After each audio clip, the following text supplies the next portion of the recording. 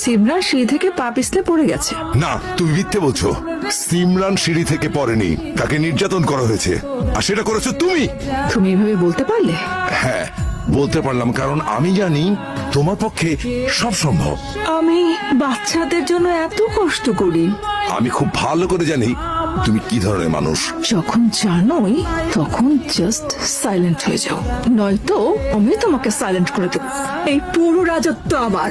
তুমি কি ভেবেছিলে গায়ে বাছুর সহ তোমাকে বিয়ে করেছি মনের টানে? আমার সবকিছু চাই।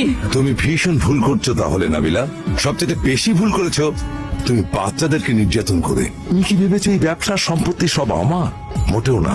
এই সমস্ত কিছুর মালিক আমার শ্বশুর। একমাত্র মেয়ে হিসেবে আমার স্ত্রী সব পেয়েছিল।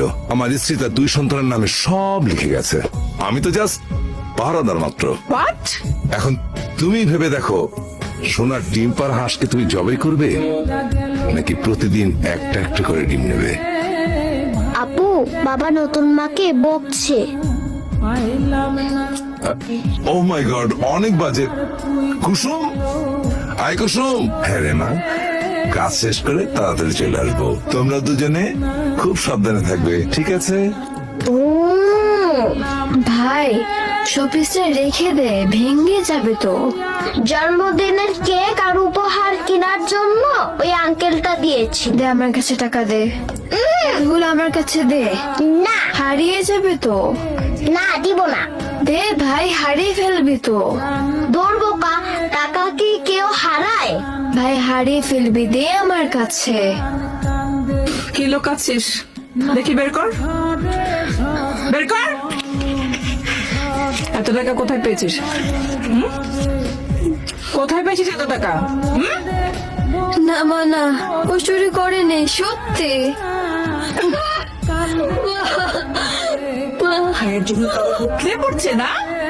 এই বয়সে চুরি শিখে গেছিস? এই বয়সে চুরি শিখে গেছিস?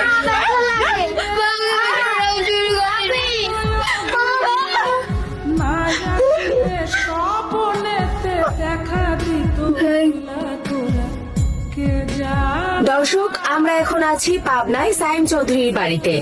সাইম সাহেবের বড় মেয়ের হাতে খুন হয়েছে তার ছোট ছেলে শুভ। কিছুক্ষণের মধ্যেই লাশ নিয়ে বের হবে। আপনারা সাথেই থাকুন, আমরা লাইভ দেখাচ্ছি।